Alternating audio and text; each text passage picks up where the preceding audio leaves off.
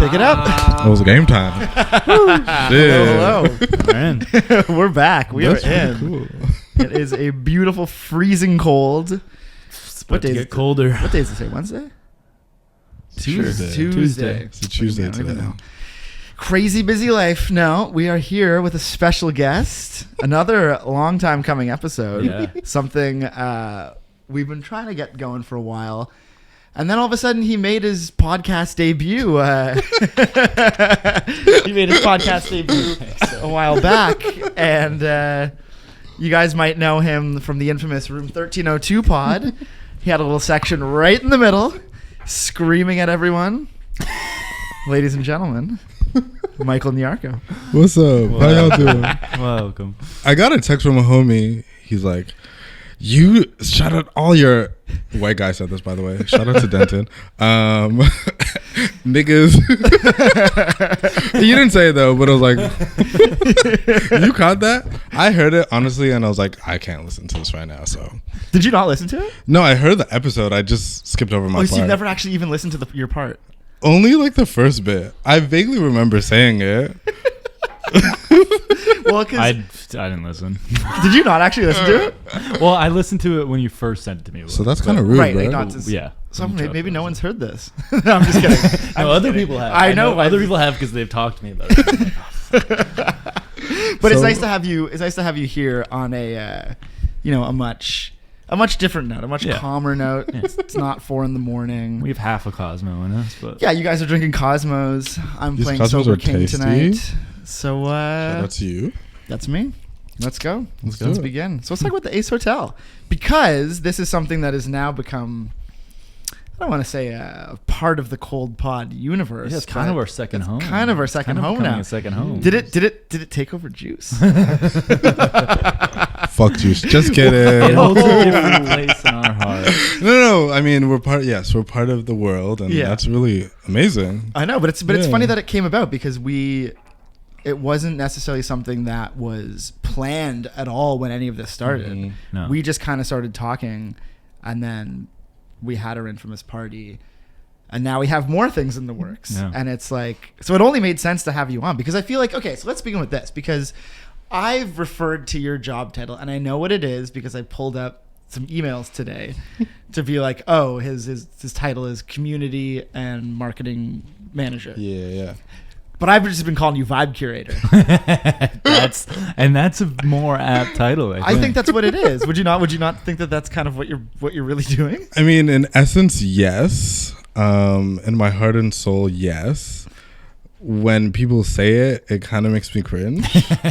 I had a conversation with someone about this place and some other place, and they were essentially trying to do what Ace does, and their job was similar to mine, and their name was like Vibe Connoisseur or something like that. That's bad. And there's a great way to make that sound so cringy. Yeah. So in some ways I rebuke it, but I also take it. Yeah. I mean, I think it's sick because it's like, having done a couple of things there now, Cold Pot aside, and just like DJ'd there a couple times. And then, when I you're the man about you connecting all the dots for that building. There's like a lot of shit going on in there. It's not just, parties happening. There's the cocktails, the restaurants. There's like all kinds of shit going on. So it's like, and then I kind of just like, I remember when it first opened on like day one, I was just kind of like, or not day one, but the first time I was there. And I was like, Michael, like you really did it. Yeah. You were just like bouncing around being like, yeah, this is my place. And you know what it reminded me of? You remind me actually of a character that would be in a classic show, How to Make It in America. Shout out, that's wicked. The legendary friggin' show. Like the best. Yes. Like the Oh best. But my you remind me of a goodness. character that would just be like, like when have you ever seen this show? Yeah.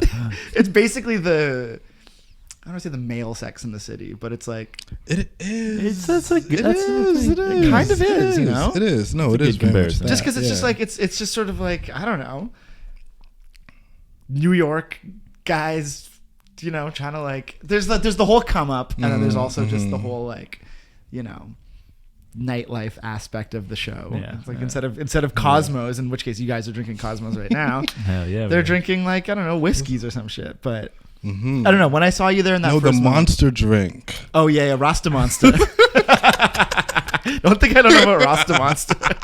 Rasta Monster. But no, how do you feel about just like taking on this role and just like becoming, trying to cultivate like obviously a big space into something for the community? In a lot of ways, this has been a long journey towards it. Mm-hmm.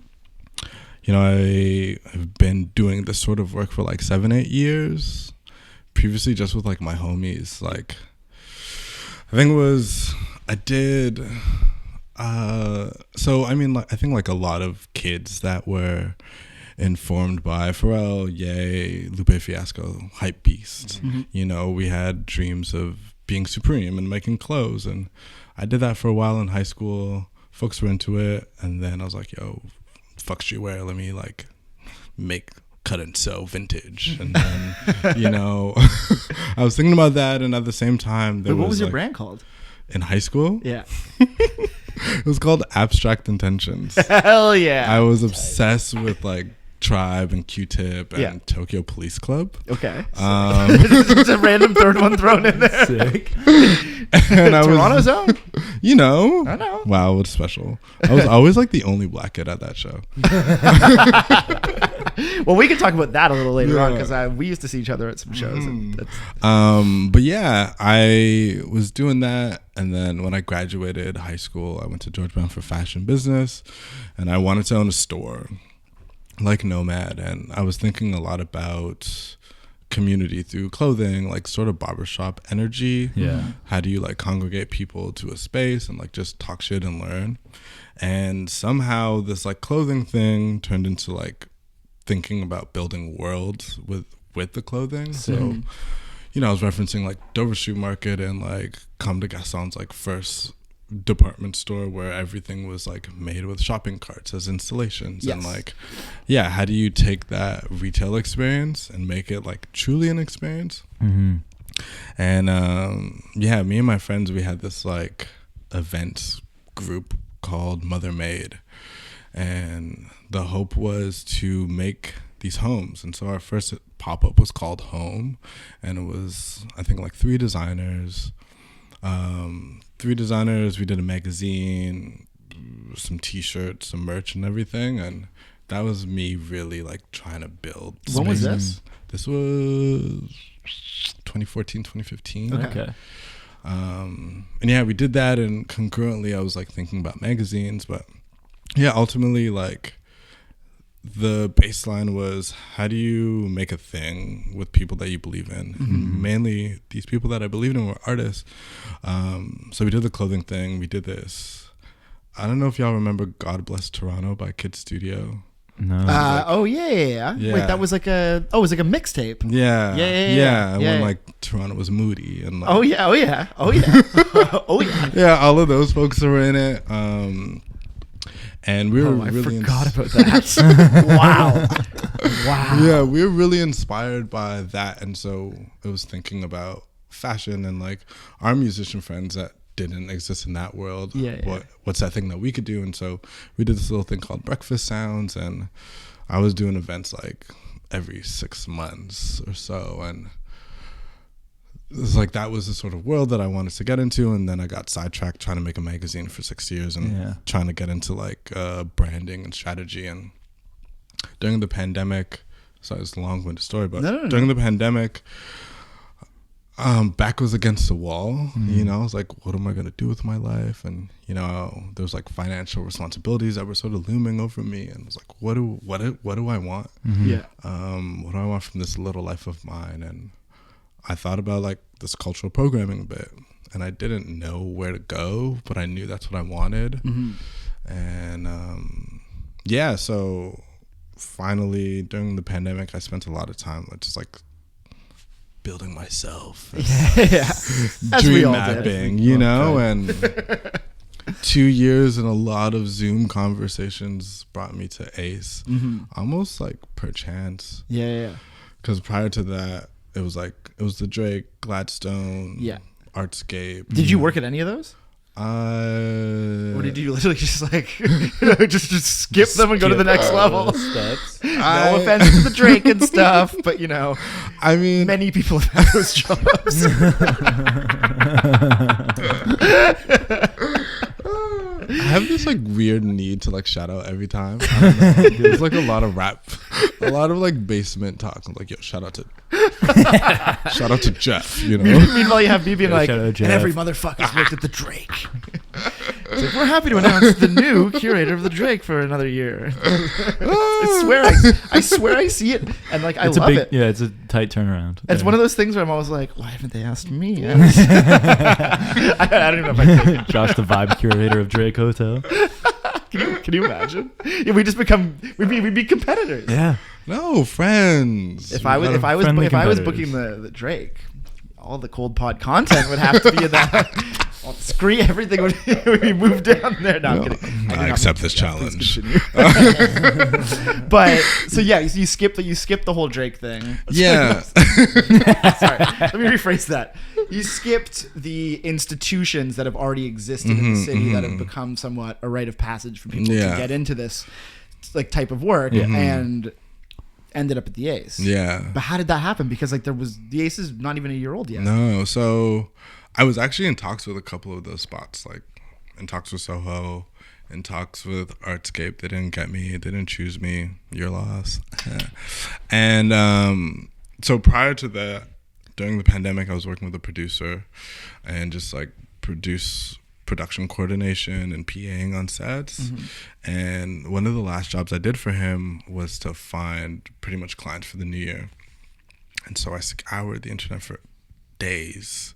LinkedIn was my best friend, and I found out that Ace was coming, and so I had this contact, and I checked on LinkedIn. No one was there in Canada, and pretty much I sort of kept that in the back of my head.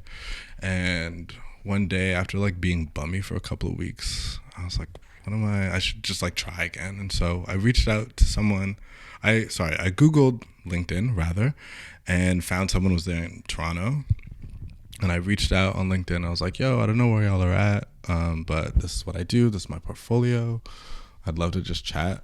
And that turned into like 6 months of like back and forth. That's so sick. 6 interviews. Wow. And it was a funny time because prior to that, I was like broke as hell, like working on like projects, passion shit. But like really wanting to like make some money and like do something cool. And I thought it was going to be like everything else where they were just going to say no. And finally I heard back from someone. They're like, yeah, we'd love to chat. And yeah, next thing you know, they offered me a job. Because when you first told me that you got this job, I remember being like, really? And not because I didn't think that you should have the job or anything. I was even thinking really because like it's so perfect.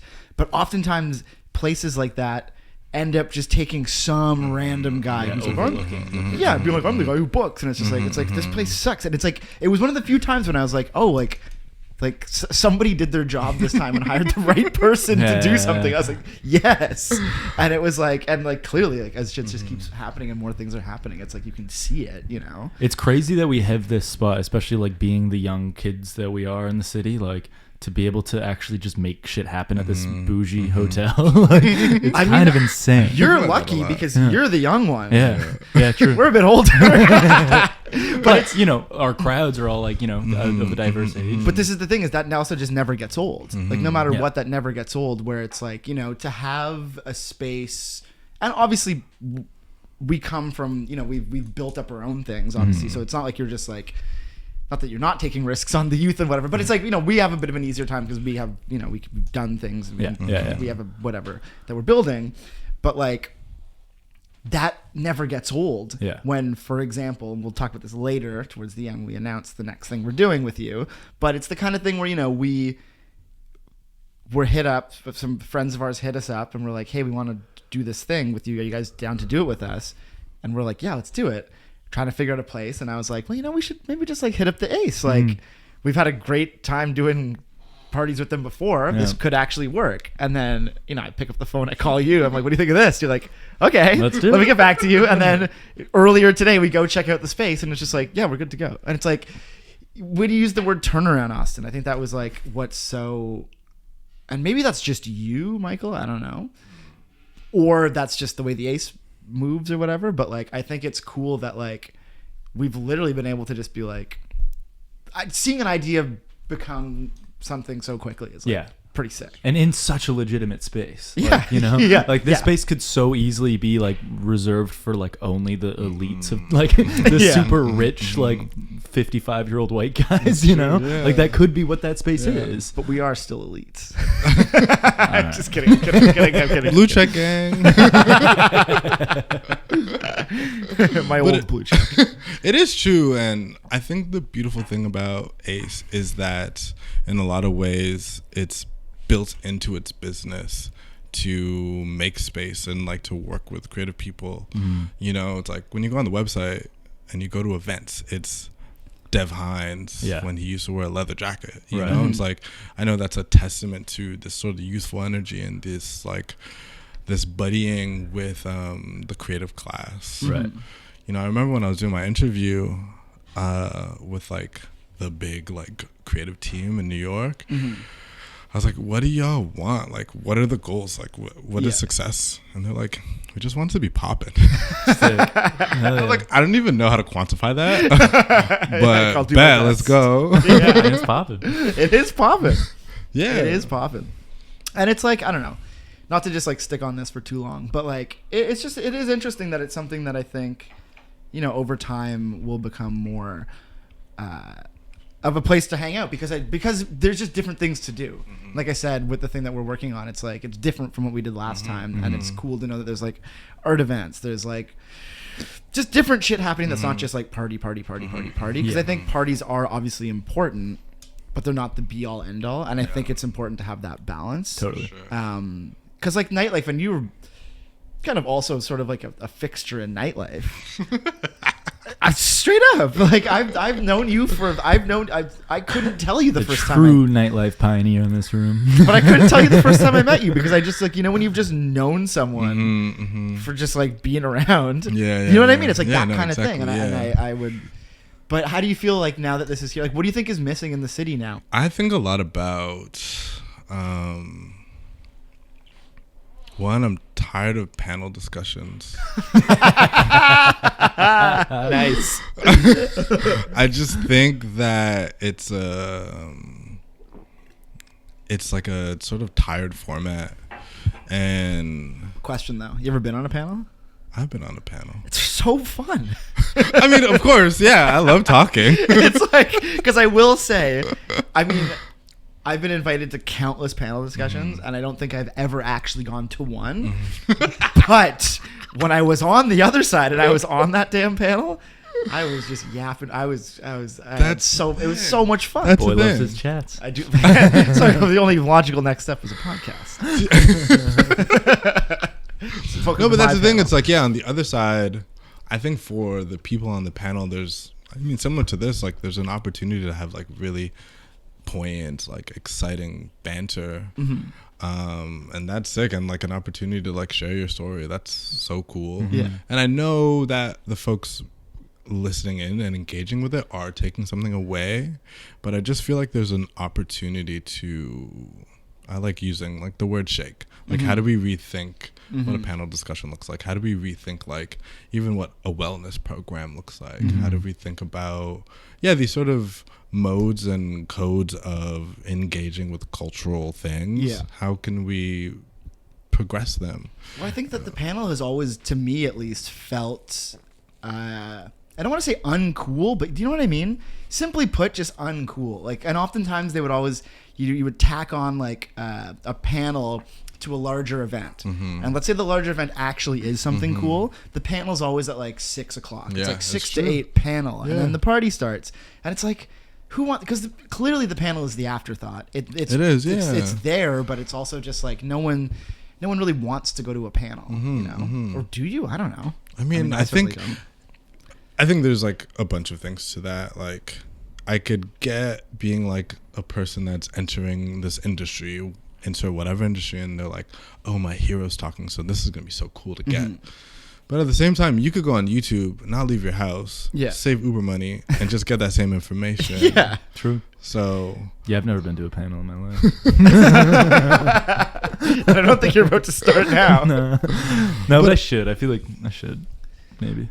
But I feel like a panel is different from like an artist talk. Yeah, it's I'm different. Okay with. Yeah, that's true. You know, if because you've done a bunch of this. Like I've didn't go because I don't like panels. But I remember when you were doing these talks at the AGO, and it was like, I'm assuming it was just you and one person. Yeah, I did. Well, it was all virtual, so you can still watch it. Okay.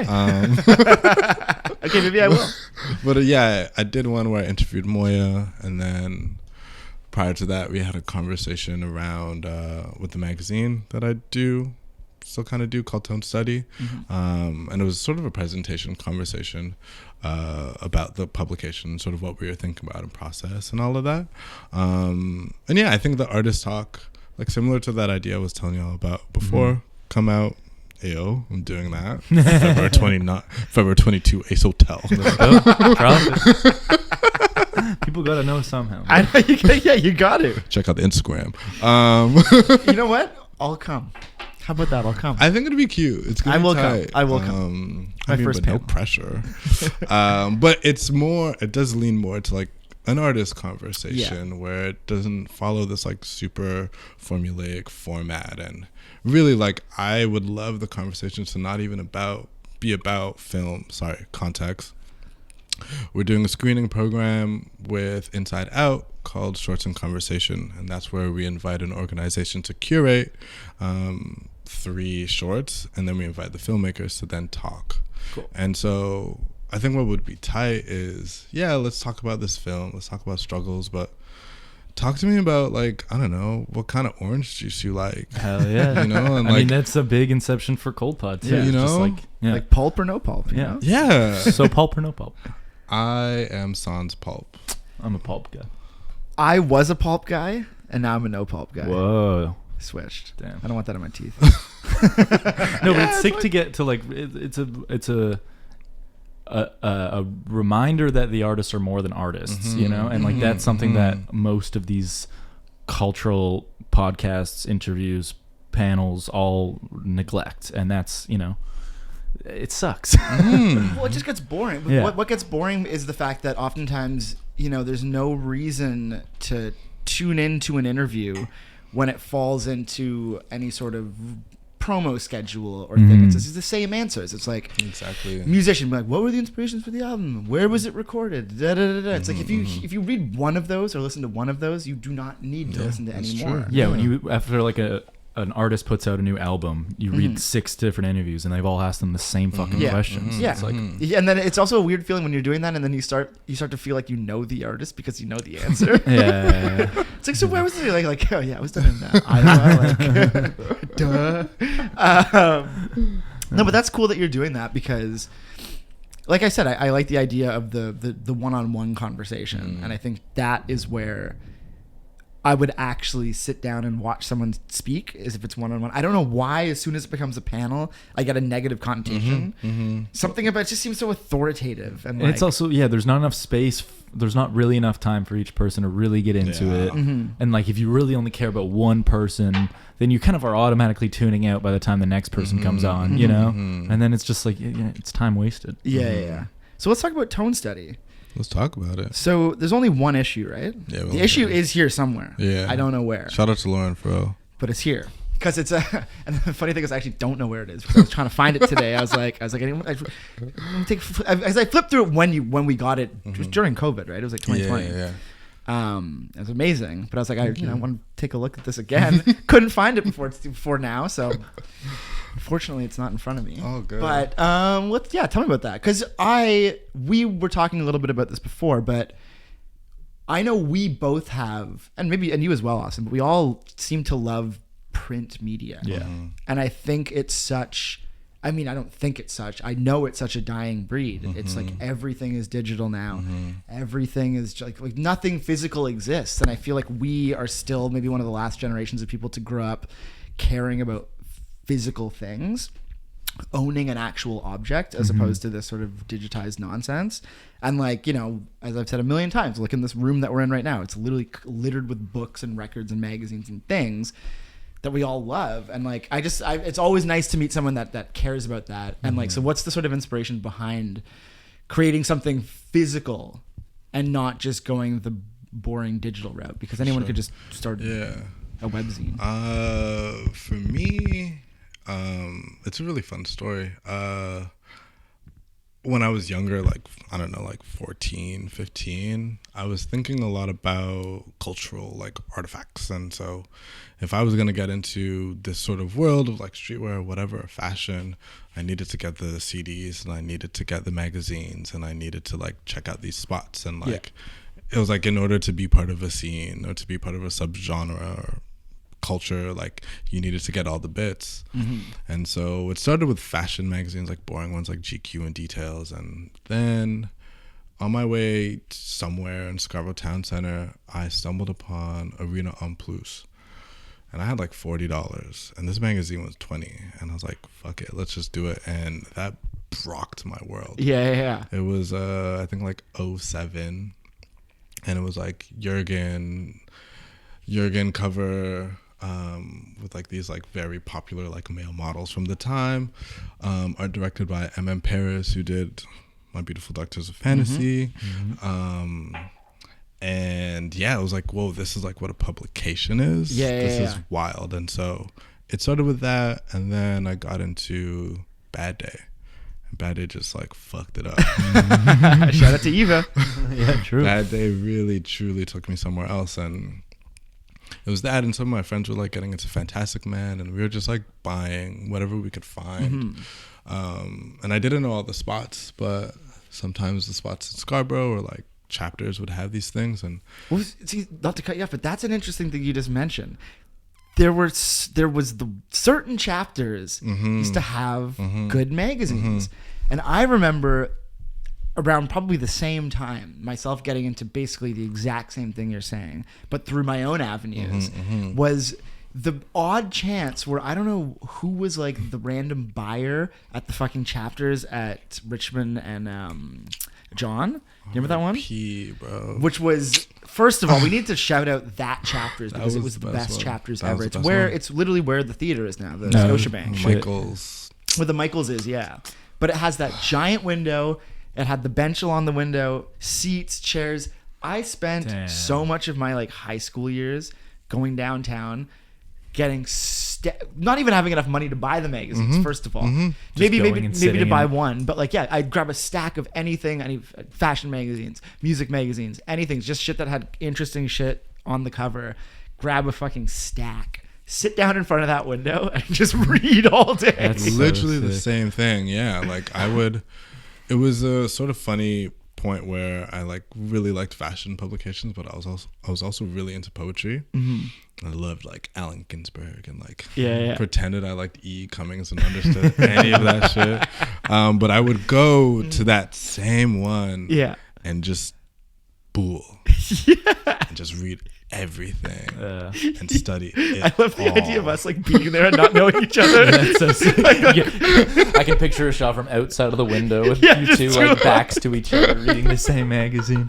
But that's speaking of like physical items, also physical spaces where you can go and hang and chill in. Like even Tim Hortons now doesn't allow you to sit after a certain time. Like it's insane. And those like Chapters you can go in. The fact that I remember being a kid, like a young kid, and there wasn't a Chapters in my hometown, so we'd go to the town next to us and we'd go to Chapters and just hang out there for like 3 hours. At least. Like it was insane. But it's like it was I don't know why. I mean I guess the business did fold. Didn't work out. It was because too many people were sitting there not buying books. It was us. The problem. We're part of the problem. But I also remember like seeing it was a Fader magazine, which was the one that for me blew my mind the first time because it was I had never seen, and I feel like, did you ever read the Fader? I did a bit. I was more like a complex guy. Okay. Yeah. I always thought the fader was just such a great mix of all of these different things. Like, you know, you'd have like, I remember the first copy I ever bought. It was like Lupe Fiasco on the cover. Wow. And like, I forget who else was on it because they obviously had the they two did covers. too, yeah. But it was always like Lupe Fiasco and like some like indie rock band. And I was like, this magazine is made for me.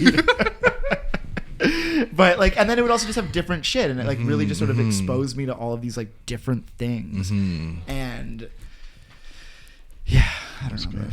But you were saying. Yeah, so being super into all of that, I always had dreams of like making my own magazine. That's what I thought. Like as like a, I don't know, like 19-year-old, I was like, I'm gonna make a magazine. It's gonna be about philosophy and like black people.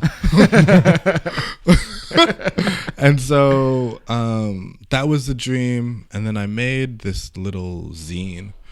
So when I was into poetry, I was like really frustrated with poetry books because I thought they were super boring and not accessible and like not fun.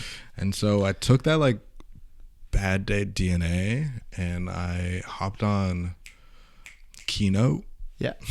And I made a zine called Hobbes. And it was like, Hobbes is this name from like the beat poets, like documentarian. His name was like John Holmes Celion or whatever. And whatever, I did this like poetry zine and I asked a bunch of my homies to like contribute, and I sort of taught myself graphic design, and I did that, and I made like a calendar, and I printed like 5 things. So it was like really expensive to do, but How many did you make? like 5. Oh really? Oh Yeah, wow. it was So it's like like a real like. yeah, Do you still have it? No, I wish I did. Really? And my computer's too old, so I can't. I don't even think I could like open it up. It's just again. gone. It's gone in the ether. Wow, it's pretty fucked up. This is why physical's better. I know, but like I didn't really know. No, I know. How to, I know. Yeah, I Yeah, was like, I didn't know how to print or anything like that, but that was the thing I was working towards. And so after that moment of poetry, and I have randomly made music, super random. Really? Yeah. When and what was it like? 2014, 15 was A lot happened in best that year time. for you. Yeah, I did like the most. Damn. I was like young. I lived in Scarborough with my parents, and I was just like, me and my friends, we just did a bunch of shit. Yeah. And with that poetry stuff, I had a friend who made music, and he's like, yo man, like your poems are like pretty cool, like let's do some shit. Yeah. We're called Brother, and we'd get on like like Erykah Badu beats, or like I don't know, like that sort of world, Like of a like neo soul kind of. yeah, like, neo soul hits, Mhm. Classics 4, Yeah. Stormy Weather, beautiful song. And like we would try to make music, and I have this tape that's in the internet that's like kind of cringy but like kind of cool. It's like Okay, but here's the thing I always say: don't ever delete that, even if you think it's cringy. yeah, I know it's there Because I'm a firm believer in like, leave it there and let the story evolve. You know, there's such a people have this sort of mentality of being like I only want, and I understand it. Don't get me wrong. If you want the best version of yourself online at all times, fair enough. But like, you know, I think it's cool to see where people come from. I think it's cool to be like, this is the first film I ever made, and like now this is what I make. It's like that's fun to me. It is really cool. You know, it's like good to just like leave that. So I would say leave it up. Yeah, no, I have no intention of taking And send it it off. to me, please. Okay, cool. But yeah, so after that, I got into this magazine making thing, and I was trying to do it while I was making the events. And when that event crew sort of faltered out, I was like, I'm focusing on making this magazine. And at the time, it was like 2016, and we're in this sort of space where Wales Bonner, Martine Rose, Virgil Abloh, like black designers are sort of coming in prominence, but publications didn't really reflect that. Yeah. Or even know how to talk about them. Yeah, and like the only thing we had were like East African like models. Yeah. And so I was talking with a homie of mine, one of my dear friends, and we were like, yo, let's just like try to make something and like show the things that we want to see in publication. And we were at this time like buying Dust, System, 032C, Purple, Luncheon, all of that. Like we were like really invested in like purchasing and collecting, and I was like, we could do this, no big deal. And it took us 6 years. Wow. 6 long years of trying to piece together things. And we were like quite ambitious. Like, and we're like, man, we know people. Like, we know this person from London or New York. Like, this can be easy. Yeah. And then you're like, oh, it costs you like $10K.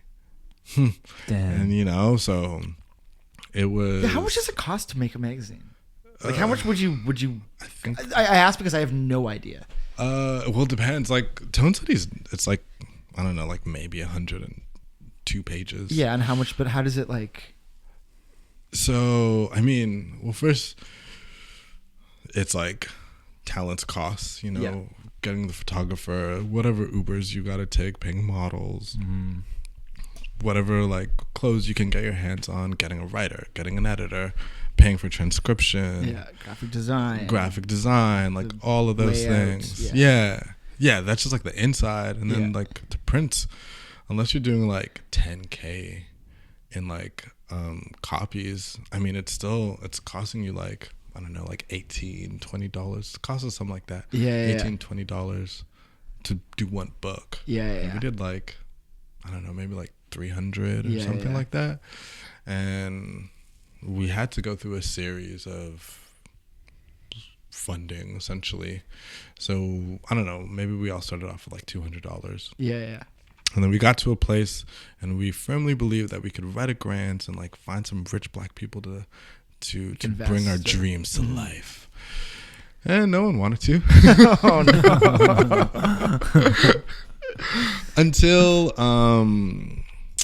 Until this is the how to make it in America mentality. Yeah, that ruined all of us. We're gonna make it. We're gonna, But eventually, I don't remember how it came about, but I used to go to Rhum Corner like every pay period. Yeah. And Rolanda's my dog.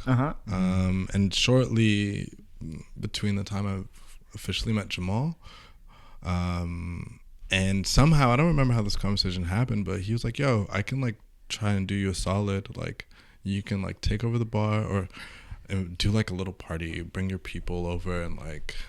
You could get a cut like after we pay off people. Yeah.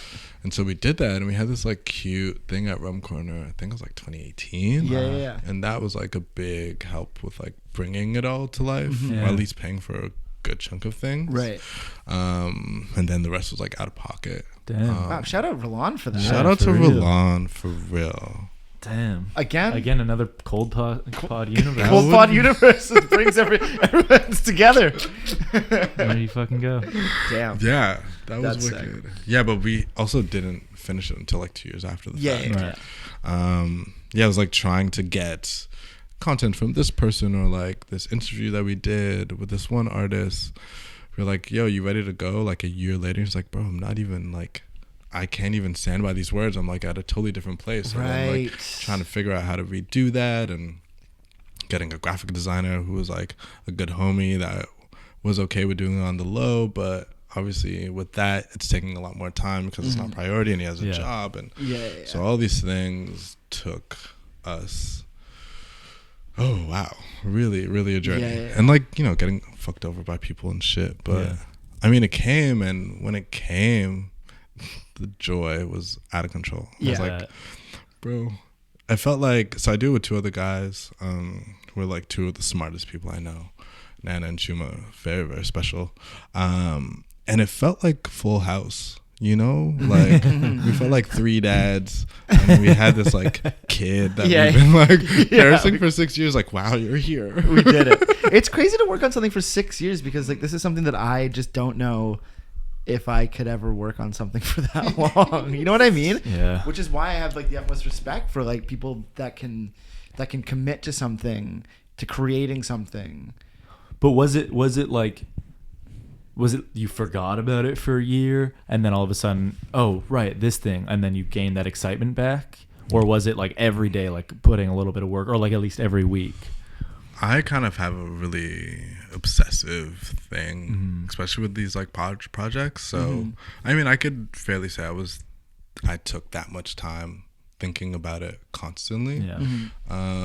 But I mean, it's like we're doing with people, and everyone else has lives. Yeah. You know, like at the time Chuma had like moved to London, and he was like doing school, and then he got a new job, and like Nana had gotten a new job, and I was also in a good place, or a fortunate place, because I was like working a retail job that didn't require too much of me outside of those hours, so I could invest so much of myself into it. But it was, a lot of it was trying to find solutions to little things like, how are we gonna make money, or like trying to prepare this thing to be at a place so that you can eventually have it be presentable to someone to be like, I believe in you, so like let's do this. And a lot of conversations, a lot of research, like a lot of emails on like where can we get this printed, and like a lot of those things finally fell in our lap through a lot of conversation and a lot of support from people. Was the final version, the final product when it came out, was it what you expected, or was it completely different? Like, was the journey of like when you started to where you ended up like exactly as you'd hoped, or was it different, or like did you? Definitely different. Because you learn a lot. Your taste levels get refined. The things that you thought were really cool are like not that cool anymore. Definitely like collectively we were like very excited to have this thing, but we're also like so off it. It was like, it's cool that it's here, and it's cool that people are excited about it, and we can like finally present it to the world, but we're like, let's get on some new shit. That's kind of the best way to be, though. I feel like I can't get hung up on a finished project for long. Like, as soon as it's done, I don't want to watch it. I don't want to listen to it. Like, I'm like, all right, bye. You don't even see. That's the thing, though, is like for me, like I will always, everything I make, I listen to constantly.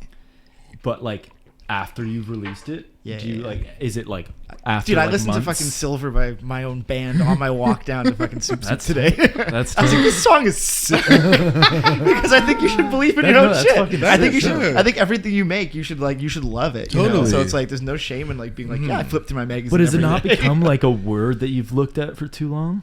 No, because it's like I feel like when you make it, there's that. It's like getting tired. Like you don't get tired of your child. I mean, maybe you do, but I probably would.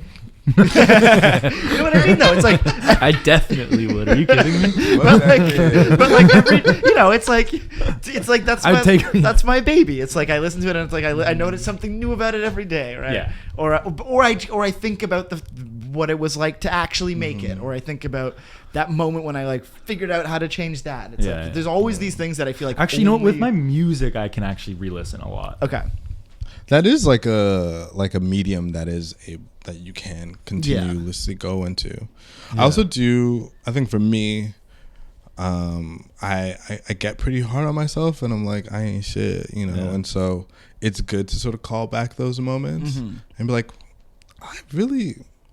I'm kind of sick. Reminding yourself of your accomplishments. You have to do that's huge. I'm so bad at that. Because whenever you're down at the bottom and you forget, like, because there are always going to be moments when you just like can't create, and you're just like, and like I'm known to be a little dramatic sometimes, and I'll be like, can't do it, can't make music anymore. It's done. It's finished. That era of my life is over. Like I'm like, that's it. Well, all right. But then it's like no. And then I'm like obviously I can, but you have to. And it's like with any creative endeavor, it's like you're always like you're gonna get into those little zones, but it's like important to be like to remind yourself of like that you can make stuff. It's so hard to do though. It's for me like. Because like when my brain shifts, like, because I just go from like being an artist, like my brain works as an artist and I have ideas all the time and ideas constantly, and then all of a sudden I get to this pit where it's just like no ideas are coming, and then I'm just like, am I like the most talentless fucking idiot in the world? And forgetting that I like next week I'll probably have another spurt of inspiration. But I feel like we all fall victim to imposter syndrome. Yeah, it's just like a part of it's part of the life. Hold your mic up. Every day. Like, I don't know if I need my chuckles. So then what's up with so is there an issue 2 coming, or is it numerical? Is it like, or is it just like we have another iteration that we've been slowly chipping away on, and it's exciting. We're all three of us are very amped to bring this to life. It's in that sort of vein of like, how do we change or how do we like push this medium? And I think I'd like to believe that this thing that we're working on, which honestly might take another 3 years, is going to say something really special. Yeah, and it's still about niggas, obviously.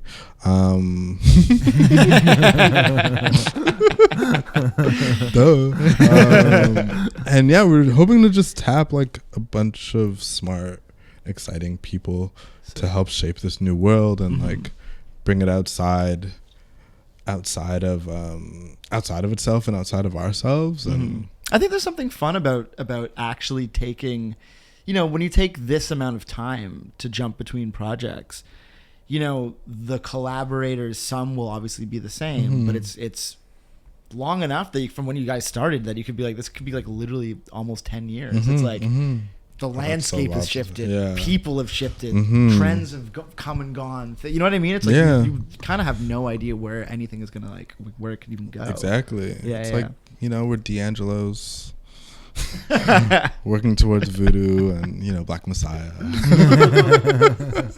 Do you like Black Messiah? I do like Black Messiah. I need to re-listen to it. He kind of snapped on it. No, I know. I just remember loving it when it first came out, and then not really revisiting it beyond the year that it came out. And I think I do need to listen to it. No, again. it is really. I mean, similarly, I definitely go back to voodoo and some songs from Brown Sugar more than I do on Black Messiah. Literally had a D'Angelo moment today, singing in the halls. One time of your Brown Sugar. Classics. Great. Classics. What else have you been listening to? Let's talk about it. So I'm reading this book called Rap Capital. Right. And it's about Atlanta's hip hop scene specifically. I mean, it goes back, but it mainly focuses on like contemporary trap music, and it follows Quality Control, Lil Baby, a little bit of Migos. And I am also a very big Playboi Carti fan. And Me so too. I spend most of my days listening to Playboi Carti, Homicide Gang, Young Nudie. But then I'll have like repeat the same like Theo Parrish mix from like, I don't know, 2007. Yeah. And I've been trying to hunt down Afro disco from like the 70s. Because I still dream of being a DJ. I mean, you've got the place to do it. You've got the place to practice. I do. I'm just so You kind of have no busy. excuse, actually. I know.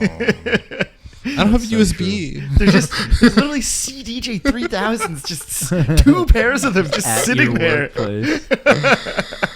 Yeah, I know. I'm just kidding. No, it is true. Like I do think a lot about. I have these tools and I could just fuck around and catch a vibe.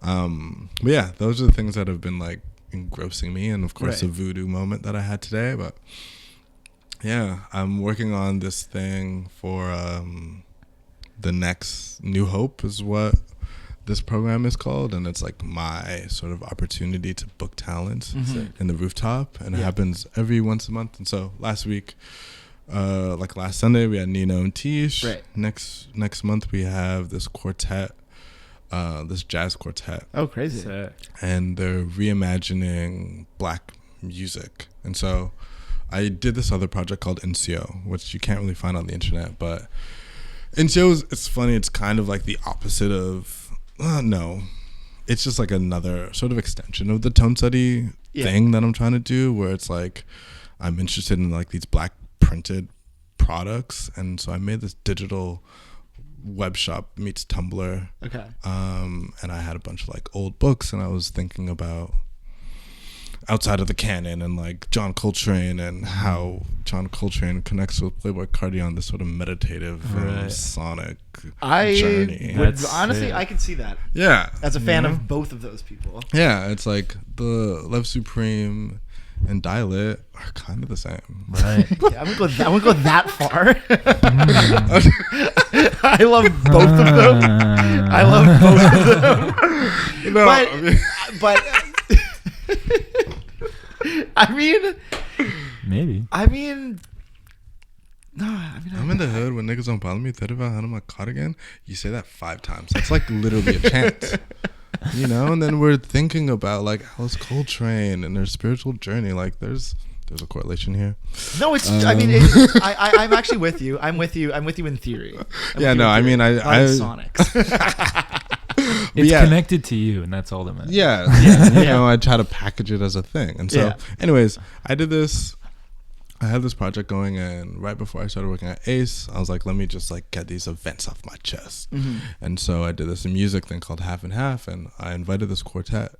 It's a bunch of like young jazz kids. I went to U of T, and I had them do my favorite Pierre Bourne produced songs. Oh hell yeah, that sounds so sick. Really how did I not know about this? I don't know, because this sounds very up my alley. Like, I don't know, where were you? Where was I? That's kind of fucked up. So I'm bringing them back for this next New Hope. This is all gonna work out, I promise. But I was like, instead of doing trap, like, let's think about jazz in the context of like Detroit house, and like what else I was thinking about, like high life, and I was thinking about even like some Afro house stuff, like I'm a piano, Playboi Carti, you know, and like explore this this lineage through this other sort of like very black sound, and thinking about that. So I was making my little playlist today on YouTube, which was really fun. What did I put on? Janet Jackson, Kalela. Yeah. You see, I have to say that the only reason I even joke when you said this is because I love this idea so much. Like, this is the kind of shit that like I'm always like, I should really just go do that, and you just actually are doing it. So I honestly, like, a big respect to you for actually doing that, because like, these are the kind of things that like I will like, you know, be like, oh man, but like, if you think about like the way fucking Kanye was like making these beats, it's no different from Miles Davis's Bitches Brew. And people are just like, yeah, okay, buddy. No, but that makes a lot of sense. It's all around, you know. I mean, this is why you have a podcast. Yeah. Say those things for me to throw out my wild ideas into the air. I think you should work at the Drake, you know? Be nice to have some competition. Yeah. Like dueling Sundays. It's like we got a jazz band doing Playboi Carti and house music and blah, blah, blah. It's like, well, Josh has a classical band doing that's like a string quartet playing. And we just try to out weird each other, just get like go fucking crazy. It's like he's got a classical band playing like Kanye productions, but backwards.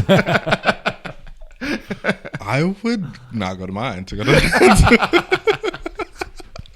That's sick though. So that's gonna be this Sunday. Oh, sorry. That's the next monthly Sunday. Black History Month. We're trying to do some shit. Cool. So yeah, come through to that. That'll be I really definitely tight. will. I definitely will. And that's gonna be on the rooftop. Yeah. Nice. Back to music. On the drive over here, we were talking about how you were thinking about certain artists that we all like and love. You know where I'm going with this. That we all like and love, and something sort of happens where you start to sort of distance yourself from the artist because you worry that you're becoming like almost a cliche of yourself, where it's like you're now a type. And the example we're using is like Tyler the Creator or Frank Ocean. You know, there's plenty of Frank Ocean guys, and there's nothing wrong with that. And how I was saying to you that like I feel like we tend to like push away from that because we want to obviously feel original, and like not that we're falling into this thing, but then it detracts from the fact that like the music is actually really good, and we should appreciate it as the music and the cultural impact that it has. And there's a reason that you're drawn to it in the first place. And like no matter how much it relates on a personal level to a million other people who may suck, it relates to you on a personal level, and that's the important thing. That's why I reclaimed my PTA stand. There you go.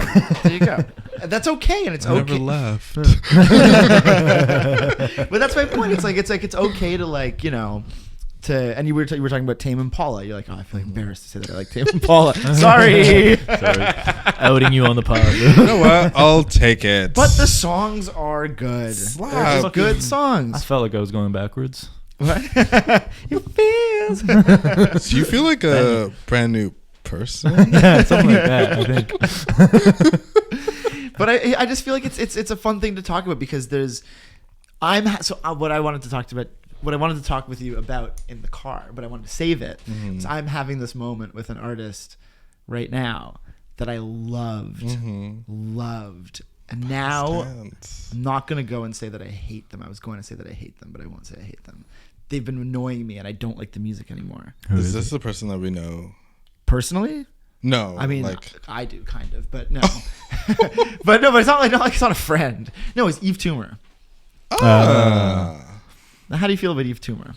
I distinctly no. I think I remember thinking about you 2018 whenever that like a second record came out. Yeah.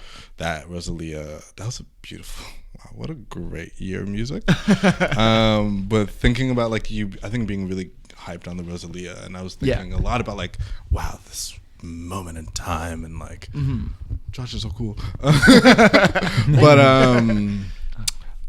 I love that record, and then the second one that came out during pandemic, I was like, and then it just kept getting worse and worse. So this is what I'm saying. It's like I'm struggling right now because I thought.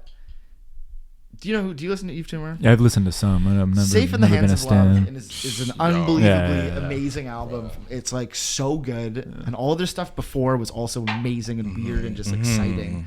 And then it got really cocky and rock starry, and it became more about this character to me at least, and less about like the actual music. And now it's just kind of this like glam rock, like I'm just like I'm like. You know the meme of the guy taking his headphones off? I put on the new Yves Tumor song like today, and I was like, what the fuck is this?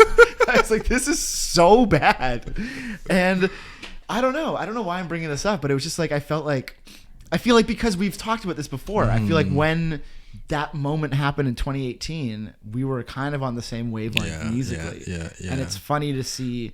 Whereas honestly, with Rosalia, I would actually say that she's doing fine. She's doing fine. I mean, it didn't strike me this. It didn't grab me the same way. And but I don't hate it. No, I didn't hate it. Yeah. And I like saying "Motomami" a lot. Like really fast.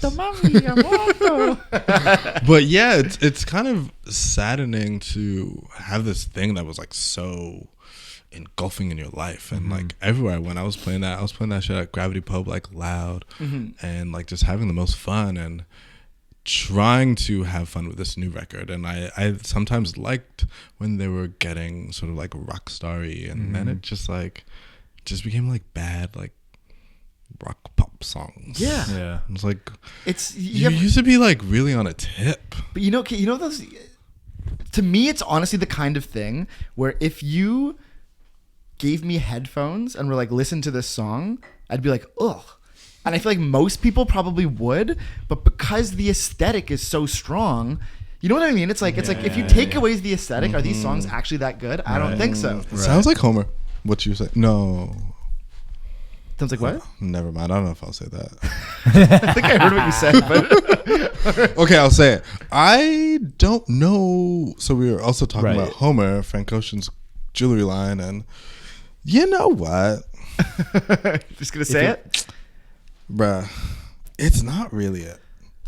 But I think as a brand, the way it packages itself, the way it speaks itself, like it has obviously that Frank Ocean, like sort of like poetry, not poetry, and like photography is always tight. Like Frank, when did you become a shooter? But like you're really, you have a great eye. Like this is great, but I think the jewelry is like really. What about wasn't there like a $25,000 butt plug?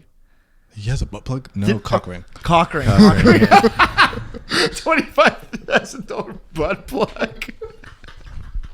Oh my god! Not that cock ring isn't just as fucking insane.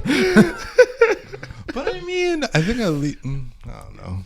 That's really funny. No, because I remember I went to the store and like, it's the kind of thing where the actual. If you take away what's the word I'm looking for? If you take away the overall design package, and you just have the actual thing in front of you, is it really that good? Yeah. Well, but we've talked about this, and we've been on the other side of this, where we've been like, a lot of good bands are lost because their general image is bad. It's true. It's like it's both. It's both, but it's both. It's don't neglect the product for the sake of the design, Yeah. and don't neglect the design for the sake of the product. You know? Yeah, but if I see a band and like they're like Actually, really, that really one's badly dressed, I'm like, these guys suck. Exactly. That's what I'm saying. That's what I'm saying. At the same time, Yeah. at the same time. You got to have both. You do have to have both. both. And you have to put care into both. Yeah. So the product is obviously the most Yeah, important yeah. thing, Yeah. but Yeah. No, I think you gotta have. I think gotta have we're in both. agreement. So you gotta have both. Yeah, balance. Yeah. yeah. You were asking me before, but my favorite Kanye look ever. Yes. You got to go first. though. Okay, so this would have been like the Fear of God era, Okay. and he's probably in Paris. Short hair, like black velvet sweater Mm-hmm. with the scarf on the neck tight. Kind of fire. Bro, Kind of fire. dumb. Wow. My favorites are much sketchier. I'm Shutter Shades. Shutter Shades era? Get out of here. when he had that Reppin' forever, man. when he had that haircut with the thing in the back. You remember that? No, the mullet was tight. Insane. When he would wear denim mullet on was denim. awful. The No, mullet the was- mullet was sick. Okay, yeah, maybe you're. The mullet was fire. Not my favorite. Not What's my your favorite?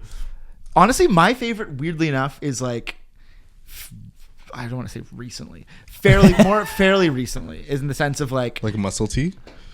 my favorite is fucking no. Well, sorry, my number one favorite is Donda second live stream. Black bulletproof vest, Donda That one vest, was tight. black That was mask, crazy. That one was and the really fucking tight. huge boots and the That is cape and all that very shit. tight. And no, sorry, he had the Yeah, it was the like spike- the the sort spike of gimp mask. mask. Yeah, that was. that's tight. about as that's about as good as it gets for me. That is Yeah, that was really, really. That's about as good as it Yeah. gets. That's the one. Yeah. I still think Shutter Shades. The Shutter Shades era is so crazy. That was Sticking too to it, much. That feel. Did y'all go to S Trip? No, I remember when that was happening. Do you remember this? No. S Trip. What's that? There's like some like I don't know. For me, it was like two girls organized this trip to Cuba through S Trip, and they got like a certain percentage of how many people they could get to come on to Cuba. Okay. And then all these people went to Cuba, but for me it was all like the fucking yuppie, boring people that went to high school. So I was like, "Fuck that." I'm What's not going. S Trip? So What it's was like what's your S yeah, trip? a similar thing. Like It's a school vacation. yes, graduation, like go to Okay. Punta Cana or whatever, and Okay. like but you it's not like just- supervised. Yeah. yeah. Okay. And like all the schools hated it, and we Yeah. loved it. And you just like I don't know. I was 18 and I drank every day, and I smoked cigarettes all the time, and I danced to David Guetta memories. Oh, Wait, hell where yeah. did you go? We went to Punta Cana. Okay. Yeah, Okay. but it just reminds me of like being in a cave, True. Stunner shades, fluorescence. Yeah. One of my homies like Yeah. smoking a cigarette, dancing to like EDM, like Yeah. Damn. Oh my god. Okay, I have one last thing I want to talk about here. mm-hmm. So I was doing some research Jeez. on you, and I found a quote from you in the New York Times. Oh, Oh shit.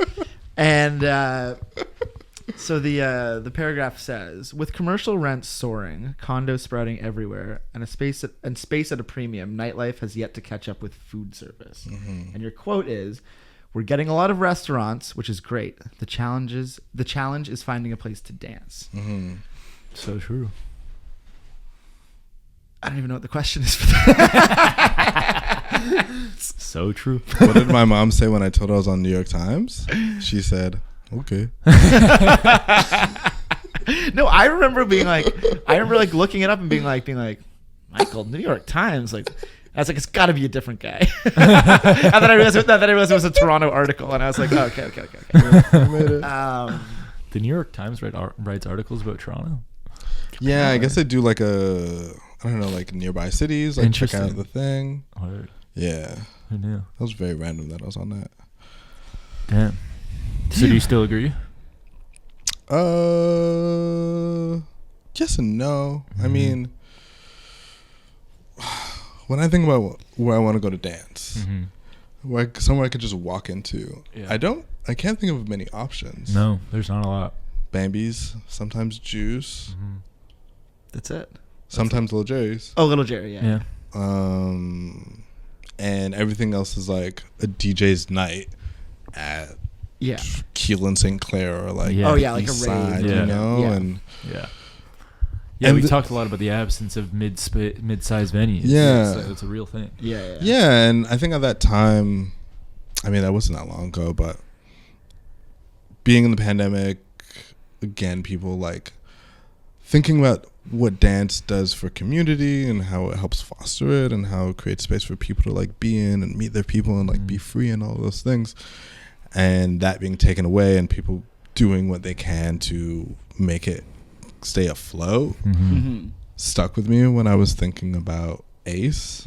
And I liked the idea of, oh shoot, I can like provide, I can Right. help, you know, make space for people to come through and like let loose or like be themselves or like listen to this type of music that like brings something to them. Yeah.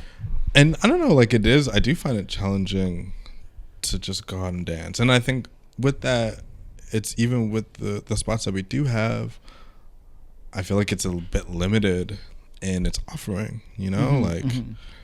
Fuck, I want to listen to male vocal, soulful, deep house. You know, that's what I want. I don't know where to find it. Yeah. You know, and it's like, fuck, I gotta listen to techno again. Dude, I can't go to another fucking event and listen to techno. It's actually been killing me. Is it? I like that's why I don't go out anymore, really, It's like, unless I'm going to like Yeah. to play pool. I can't fucking dance to techno anymore. Yeah, I don't know I'm how. over I mean, it. I'm with you. Yeah, I know. And it's again, all of these things, and this is what I've realized about pretty much every problem I've had with this city. Yeah. Is none of it. You end up trying kind of being a hater of techno or hater of the thing that is in abundance, Yeah. but it's not because you actually hate that thing. It's just because it's the only thing that's around. Yeah. You need the diversity of genre and Well, because all people this don't know. stuff. People also just don't know how to like, and this actually does not include you, but don't know how to book. They don't know how to book things. Like they Well, don't know it's how to hard. book like spaces. They're just like they're just gonna do the same thing over and over and over and over and over and over and over because it sells and because it works. And it's like, you know, it's all money motivated at the end. It's like they're just trying to make money. If you're throwing techno events and people are going, like, don't switch it up and start playing like fucking, I don't know. Yves Tumor. Yeah. They're gonna clear a crowd. No, but that's the risk that you take, right? You have to take those risks. Someone has to do Someone it. has to take those risks. I know. I mean, think about it now. There actually are a lot of places to go. But I think it runs that, you know, it's like, okay, if I'm going to Queen Street, then I'm likely going to hear insert trap song and like, yeah, that's dope. But like, again, it's not satisfying the soul. Yeah. I really should have taken the name of the DJ, but I was actually at Juice the other day and randomly it just like switched to reggae. And it was so fucking random, and I could tell like a lot of people were like, "Okay, like I guess the night's over." But like me and all my friends were like, "Holy shit!" Because it was just like for us, it was perfect. It was exactly what we were feeling. Yeah, in that moment. you just needed something to. And just it like, was just like techno, and then all of a sudden we were just like, who did it? I don't know. I should have gotten the name. I'll ask. I'll figure it out. But it was sick. It was fucking awesome. Yeah, but that's the thing. It's like you forget that this is like a city that's supposed to have this kind of shit. Supposed to, yeah. And I don't know if that is about us like taking the step to go outside of Dundas. Yeah, And that Hollywood. might be it. Yeah. That really might be is it. It's like if you're feeling reggae, one night go to wherever. Yeah. Go to reggae's Eglinton. playing. Like Go to Eglinton. yeah, I'm sure there's something because scary. it's happening somewhere. Yeah. Probably. The It's a big scary enough city. St. Clair, Yeah. you know? Did you say scary St. Clair? Yeah, it's not scary. It's actually, It's scary to me, man. Corso Italian. Get out of here. I lived there, man. I used to live up there, and actually, it was kind of scary. Just kidding. Michael, anything else you wanted to talk about as we? We got some I got gifts. some things. We got some gifts. What do we have? We have What do a we got bag here? here from the Ace Hotel with socks. You know what? First and foremost, Very important. I'm Gotcha. long overdue for some new socks. No, seriously, I need some new socks. Another pair of socks and Oh, should we not shout them out until they pay? Just kidding. our favorite condom brand. Dot. Favorite condom brand.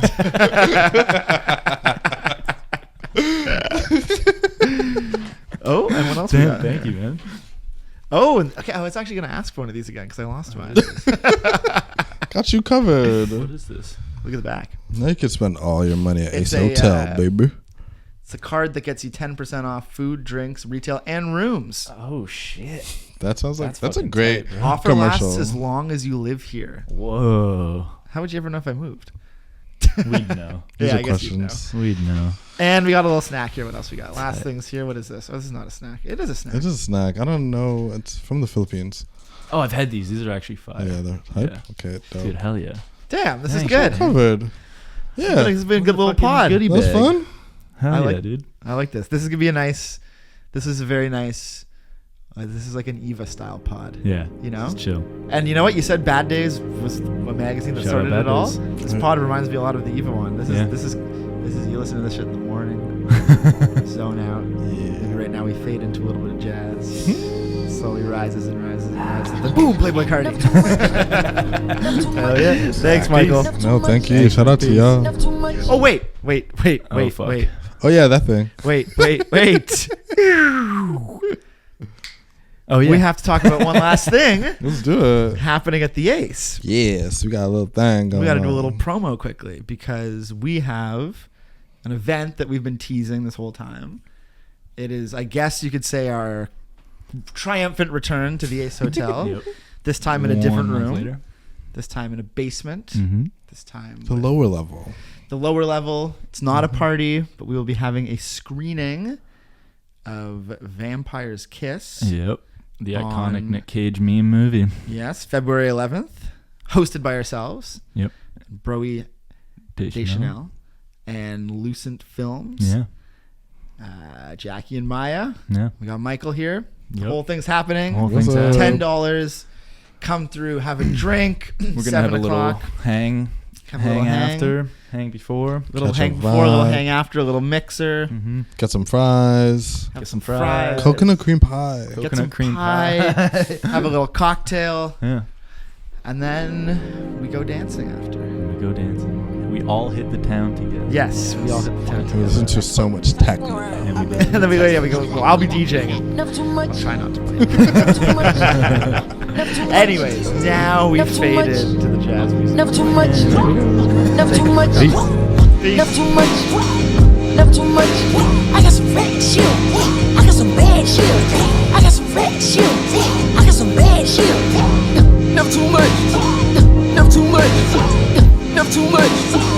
Never too much. She sucking my dick. She eat it for lunch. I hit from the back. I'm beating it up. I'm beating it up. I'm beating it up. I'm in love with them drugs. I'm kissing the cup. She in love with a thug. I don't get no fucks. I won't stress about a bitch. That's not my shit. These niggas beefing over hoes, so I keep it up. Even when I'm at my fucking show, I keep one tuck.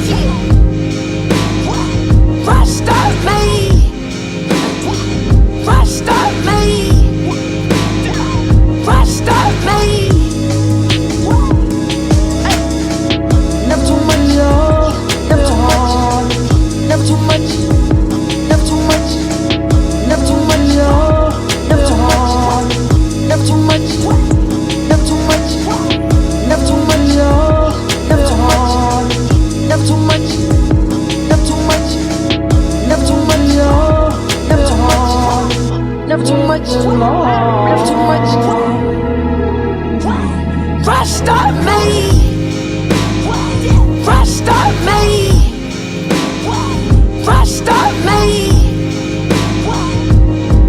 I put that bitch in the backseat. I put that bitch in the wagon. I put that bitch in the backseat. Now that bitch rag. Got the bitch rag. Took the bitch to LA. Not the bitch rag. I just killed her. Yeah, I swear I'm counting cash. I can make her up.